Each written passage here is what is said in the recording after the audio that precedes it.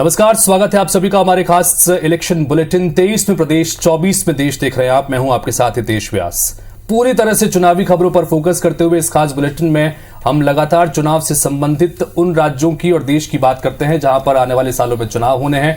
और खास मुलाकात से आज इस कार्यक्रम की हम शुरुआत कर रहे हैं, चूंकि बेहद खास मेहमान हमारे साथ में इस वक्त स्टूडियो में सीधे जुड़ रहे हैं। हमारे साथ में छत्तीसगढ़ कैबिनेट मंत्री अमरजीत भगत जी सीधे जुड़ रहे हैं। अमरजीत जी, बहुत बहुत स्वागत है आपका। जी नमस्कार। 22 बरस छत्तीसगढ़ के पूरे हो चुके हैं और साथ ही 2023 में महत्वपूर्ण इलेक्शंस हैं। 2018 में बम्पर जीत मिली थी कांग्रेस को।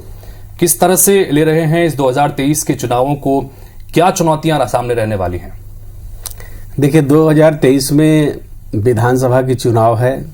इसको लेकर के सरकार और पार्टी दोनों गंभीर है और तैयारियां भी शुरू कर दी है। हमारे सामने हमारे जो विशाल स्कोर है वही हमारे लिए चुनौती रहेगा कि इतने बड़े पैमाने पर इतना बड़ा जो बहुमत हमको मिला था, 71 का जो आंकड़ा है उसको बरकरार रखना हमारे लिए भी चुनौती रहेगा। और सरकार हर स्तर पे, संगठन भी हर स्तर पे प्रयास कर रहा है और आने वाला समय अच्छा रहेगा। सभी बिंदुओं पर तैयारियां की जा रही हैं। चुनौतियों के रूप में क्या देखते हैं? चूंकि आपने बताया कि 71 सीटें जीतना और एक बड़ा लैंडमार्क है, उस लैंडमार्क को पार करना या वहां तक पहुंचना एक जाहिर तौर पर चुनौती होगी।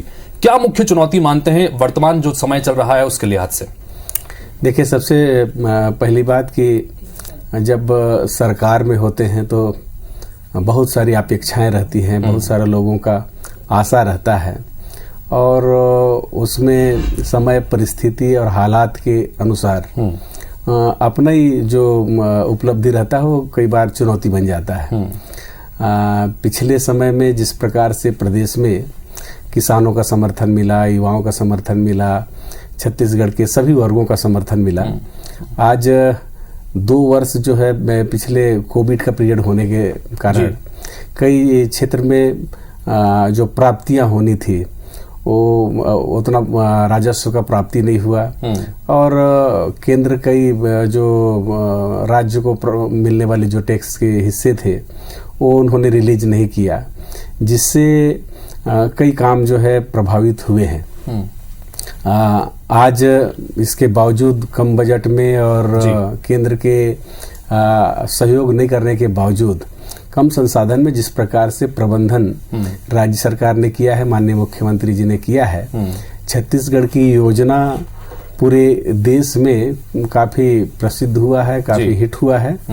और उन योजनाओं का चर्चा जहां भी किसानों का खास करके चर्चा होती है तो छत्तीसगढ़ मॉडल का लोग मांग करने लगते हैं। छत्तीसगढ़ में किसानों के लिए जितना काम हुआ है कृषि सेक्टर में, उनका कर्ज माफी से लेकर के और राजीव गांधी किसान न्याय योजना, ये हमारे लिए एक बड़ी उपलब्धि है। जी, धान खरीदी का आप जिक्र कर रहे हैं। छत्तीसगढ़ में चूंकि राज्योत्सव भी चल रहा है और धान खरीदी का महोत्सव भी इस वक्त चल रहा है। संस्कृति विभाग भी आपके पास है, खाद्य विभाग भी आपके पास में है, लेकिन इस धान खरीदी के विषय को लेकर अक्सर राजनीति होती रही है, चाहे केंद्र के स्तर पर हो चाहे राज्यों के स्तर पर हो। भारतीय जनता पार्टी लगातार आरोप लगाती रही है, धान खरीदी की इस पूरी प्रक्रिया पर सवाल खड़ी करती रही है। जो कैप लगा हुआ है 1 एकड़ में 15 क्विंटल धान का, उसको भी बढ़ाने की मांग करते हैं। इस पर क्या कहेंगे? छत्तीसगढ़ सरकार पूरी तरह से किसानों के साथ खड़ी है और जितने किसान कृषि के सेक्टर में काम हुए हैं वो मेरे ख्याल से उपलब्धि से भरा हुआ है। सरकार में आने के बाद उनका कर्ज माफी, इसके बाद राजीव गांधी किसान न्याय योजना किसानों को आर्थिक रूप से मजबूत करने की दिशा में एक पहल है, एक उपलब्धि है जी। कि हम देखें पिछले सरकार के आंकड़े को तो कभी 52 लाख मेट्रिक टन, कभी 54 लाख मेट्रिक टन, कभी 56, 58, 60 और अंतिम इनका जो चुनाव से एक साल पहले जो इन्होंने खरीदी किया था 70 लाख मेट्रिक टन के आसपास। 70 से कभी इनका आंकड़ा आगे नहीं गया। हमारी सरकार आने के बाद जो धान खरीदी की शुरुआत की है हम लोगों ने, तो पहला शुरुआत 82 लाख मेट्रिक टन से, दूसरे साल हम लोगों ने खरीदा 84 लाख मेट्रिक टन, तीसरे साल खरीदा हमने 92 लाख मेट्रिक टन, चौथे साल हमारा था 98 लाख मेट्रिक टन, जी। और इस साल जो खरीदने जा रहे हैं 1 लाख से बाहर, 1,10,000 मेट्रिक टन। तो हम एक कह सकते हैं कि छत्तीसगढ़ आज 22 वर्ष का युवा हो गया है। युवा का तात्पर्य है कि उनके काम से, उनके क्षमता से सीधे आंका जा सकता है कि कहाँ से शुरुआत हुई थी और आज हम कहाँ पहुंच गए हैं। तो ये कृषि सेक्टर में जो धान का कटोरा छत्तीसगढ़ कहा जाता है, 80% से ज्यादा लोग कृषि कार्य पे आधारित हैं जी। उनके लिए काम हो रहा है। तो मैं सोचता हूँ कि सरकार का बड़ा एक कार्य योजना जो है किसानों के लिए है और इस दिशा में लगातार सफलता भी मिल रही है। पहले परसेप्शन ये था, मैं यही मेरा सवाल अगला था भी कि पिछली बार जब चुनाव हुए थे 2018 में, तो ये जो कर्ज माफी की जो बात कही थी, 2500 रुपए प्रति क्विंटल धान खरीदी की बात कही थी, कहीं ना कहीं ये मास्टर स्ट्रोक साबित हुआ। इस बार क्या मास्टर स्ट्रोक की तैयारी कर रहे हैं? क्या इस तरह का कोई बड़ा ऐलान या इसी तरह से जुड़ा कुछ बड़ा ऐलान कर सकते हैं? देखिए, छत्तीसगढ़ में कुल जनसंख्या का जो अनुपात है उसमें सबसे मैं सोचता हूं कि 80% से ज्यादा किसानों का है। यहाँ ST, SC, OBC सभी वर्ग के अनुपात में आदिवासियों का भी एक बड़ा जनसंख्या छत्तीसगढ़ में है, जो 32% जिनकी जनसंख्या मानी जाती है। और उनके लिए आप वन क्षेत्र में आप देखेंगे तो उनके लिए वन अधिकार पत्र दिया गया। वो वन अधिकार पत्र के साथ साथ उनके उपज को खरीदने की व्यवस्था की गई। लघु वन उपज के संग्रहण में पिछले सरकार में केवल 7 प्रकार के लघु वन उपज की खरीदी होती थी। हमारी सरकार आने के बाद इसको बढ़ा करके आज 65 प्रकार के वनोपज की खरीदी हो रही है। तो सीधे तौर पर आप देखेंगे कि वनांचल में रहने वाले आदिवासियों का इससे सीधा सीधा लाभ जुड़ता हुआ दिखता है कि पिछले सरकार में जो तेंदुपत्ता जो है 2500 रुपया मानक बोरा में खरीदी जाती थी, हमारी सरकार आने के बाद इसको बढ़ा करके 4000 रुपये मानक बोरा कर दिया गया है। और कोविड पीरियड में भी हम इसमें खास रिकॉर्ड हम स्कोर किया है कि 1000 करोड़ से भी ज्यादा का मार्केटिंग केवल वनोपज के संग्रहण से हुआ है। जी, तो कुल मिलाकर आप ये कह रहे हैं कि वनांचल क्षेत्र में जो काम हुए हैं, आदिवासी बाहुल इलाकों में जो काम हुए हैं, खासतौर पर उसका फायदा मिलेगा। क्योंकि आदिवासी आरक्षण भी एक महत्वपूर्ण मुद्दा है। आपने 32% का जिक्र किया और हाईकोर्ट ने जो फैसला दिया उसकी वजह से कहीं ना कहीं एक नाराजगी जैसी स्थितियां भी इस वर्ग के भीतर बन रही हैं। आप सरगुजा संभाग से आते हैं, 14 सीटें हैं, 9 सीटें वहां पर ST के लिए आरक्षित हैं, बाकी जो 5 सीटें हैं वहां पर भी आदिवासियों का अच्छा खासा दखल देखने को मिलता है। तो क्या इसको एक चुनौती के रूप में देख रहे हैं? किस तरह से देख रहे हैं जो ये पूरा आरक्षण का मसला आया है? देखिए, वो वास्तव में ये चुनौती तो रहेगा, लेकिन चुनौती के साथ साथ सरकार का जो कामकाज है वो भी समीक्षा में आएगा कि सरकार का क्या इसमें भूमिका रहा। आप ही ने अभी कहा कि 32% आरक्षण कोर्ट के आदेश के बाद घट करके 20% हो गया है। तो इसमें 2012 में जब तत्कालीन सरकार भारतीय जनता पार्टी की थी, उस समय 32% आरक्षण को इम्प्लीमेंट करने के लिए राजपत्र में उसको जारी किया गया, उसका अध्यादेश लाया गया। लेकिन जो लोग प्रभावित हुए वो कोर्ट चले गए और कोर्ट में प्रकरण आने के बाद इतने साल तक सत्ता में रहे, कभी उसको जस्टिफाई नहीं किया। और जो क्वांटिटेटिव डाटा उनको पेश करना था, जो उनको दस्तावेज पेश करना के इसको जस्टिफाई करना था, उसको नहीं किया। इस वजह से कोर्ट ने अपने हेयरिंग में इसको निरस्त कर दिया, जिससे ये आरक्षण प्रभावित हुई। लेकिन दूसरी ओर अगर आप देखें तो प्रदेश के मुख्यमंत्री माननीय भूपेश बघेल जी ने तत्काल कहा है कि जिनकी जनसंख्या जितनी है उनको वो हक उनको मिलेगा और आदिवासियों का 32% आरक्षण है वो कम नहीं होगा। इसके लिए उन्होंने कार्रवाई भी शुरू कर दी। उन्होंने कोर्ट में भी केस लगाया है, सुप्रीम कोर्ट में, और साथ में उन राज्यों का जहां 50% से ज्यादा आरक्षण दिए, उन राज्यों का रिपोर्ट का अध्ययन करने के लिए भी अधिकारियों को मिलाकर आप आश्वस्त हैं कि इन सब चीजों से जो है आदिवासियों के बीच जो मैसेज जा रहा है वो पॉजिटिव जाएगा? जी बिल्कुल।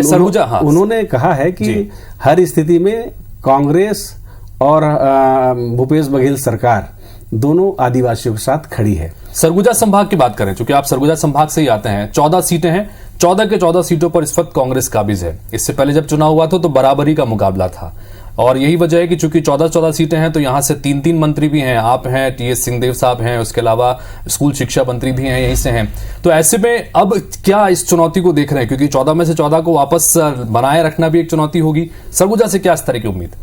देखिए, चुनौती तो रहेगी। चुनाव में, चुनाव का मतलब ही होता है चुनौती, और चुनौती कम नहीं रहेगी। लेकिन जितने मार्जिन से जीते थे, मार्जिन किसी को देखेंगे 50,000, किसी को 60,000, कोई 40,000, कोई 25, तो मार्जिन में थोड़ा बहुत अंतर आ सकता है, लेकिन परिणाम प्रभावित नहीं होंगे।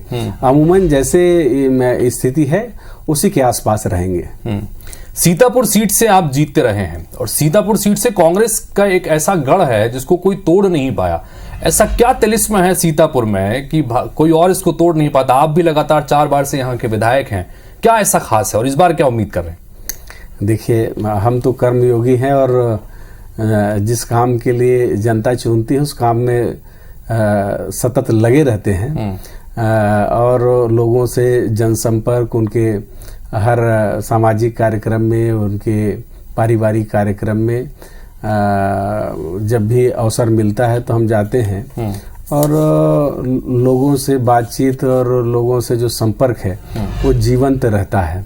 और उसी का परिणाम है कि लोग जो है अपना आशीर्वाद देते हैं और आगे भी लगभग वही रहेगा कि हम जिस काम में लगे हैं और आगे भी लगे रहेंगे। भारतीय जनता पार्टी जो है वो महतारी संघर्ष रैली निकालने की बात कर रही है और उसको लेकर 11 तारीख को एक बड़ा आयोजन बिलासपुर में भी होने जा रहा है। केंद्रीय मंत्री स्मृति ईरानी भी आ रही हैं। महिलाओं की अस्मिता से जुड़ी बात और महिलाओं के प्रति जो अपराध हो रहे हैं उसके संदर्भ में बात उठाने की बात हो रही है। इसको किस तरह से देखते हैं? देखिए, छत्तीसगढ़ में कानून व्यवस्था की स्थिति पुख्ता है।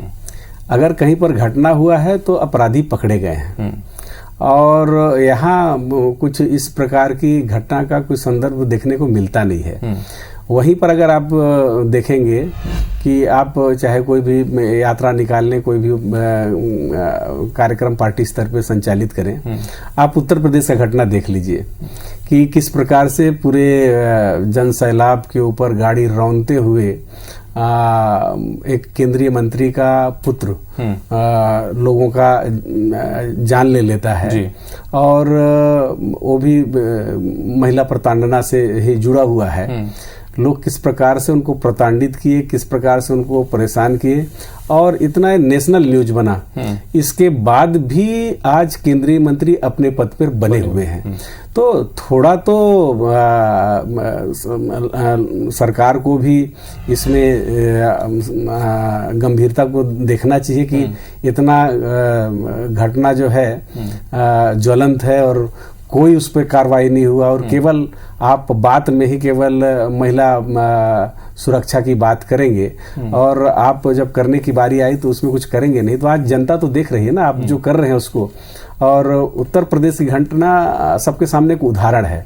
आज भी केंद्रीय मंत्रिमंडल में वो बने हुए हैं। सरकार क्या कर रही है केवल कहने से नहीं होता है। ऐसी कई घटना है जिसको जो है महिला सुरक्षा को लेकर के प्रश्न चिन्ह उनके ऊपर खड़ा करती है। भारतीय जनता पार्टी के प्रदेश जो प्रभारी हैं, सह प्रभारी है नितिन नवीन, आज ही जिस तरह का उन्होंने बयान दिया है और प्रतिमा को लेकर, जो प्रतिमा हुई थी छत्तीसगढ़ महतारी को लेकर, उन्होंने कहा कि हम छत्तीसगढ़ीवाद की बात नहीं करते हैं, हम भारतीयतावाद की बात करते हैं। इस पर क्या कहेंगे?